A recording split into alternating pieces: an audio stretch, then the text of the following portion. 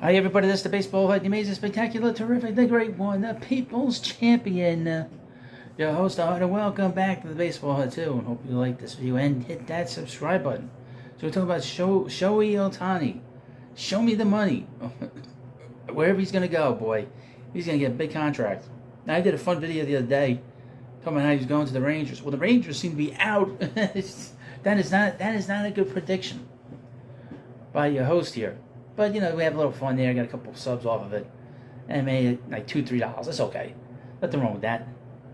But obviously, this is going to be a big sweepstakes. I would mention a couple of things when we get to this article. That the Red Sox are out of it. Supposedly, the Mets are out of it. I'm hearing different things about the Mets.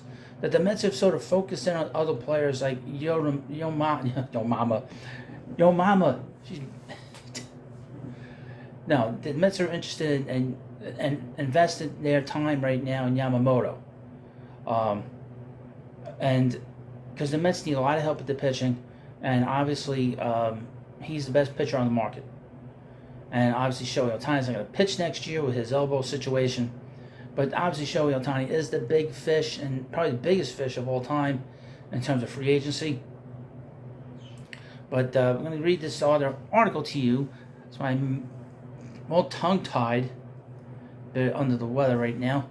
But from the Bleacher Report, Shohei Ohtani rumors. Dodgers, Cubs among top suitors. The Red Sox and the Mets out on the star free agent. I've heard different things on the Mets because the Mets have the most money.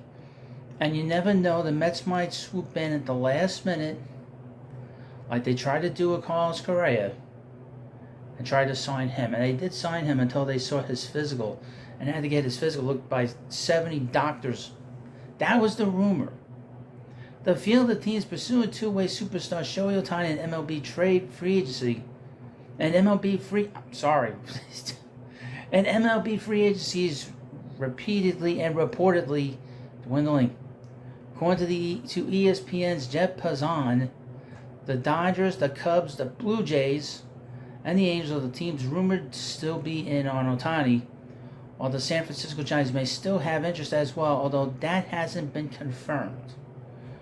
Passan added that the Red Sox, the Mets, and Texas Rangers were initially part of the Ohtani sweepstakes, but they have since turned their attention to other free agents. I would mention about the Mets. Again, the New York Post is reporting that the Mets might not be out of it, just due to the fact they'll spend a lot of money.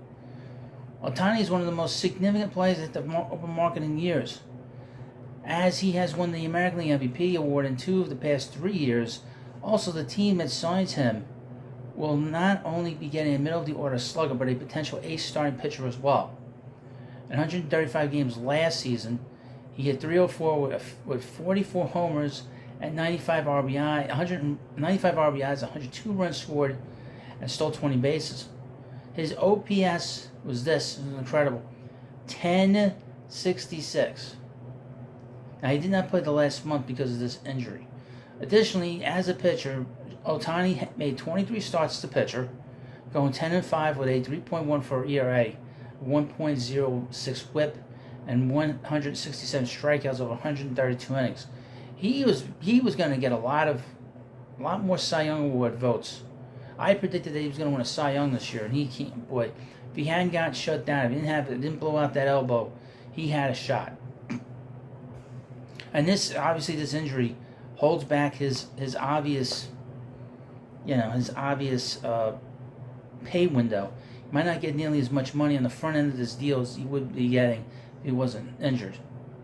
The Angels are reportedly still in the mix to resign him, and they have plenty of incentive to do so since they decided against trading him for what would have been a massive package of prospects during the 2023 season. I don't think they were ever going to do that. It is unclear if Ohtani has an interest in returning, though, as the Angels did not reach the playoffs at all during a 6-year tenure with the Angels. Now, I would mention, he is not an elixir. He is not a guy that is able to take his team to the next level. He does not make players around him better. So I would mention that.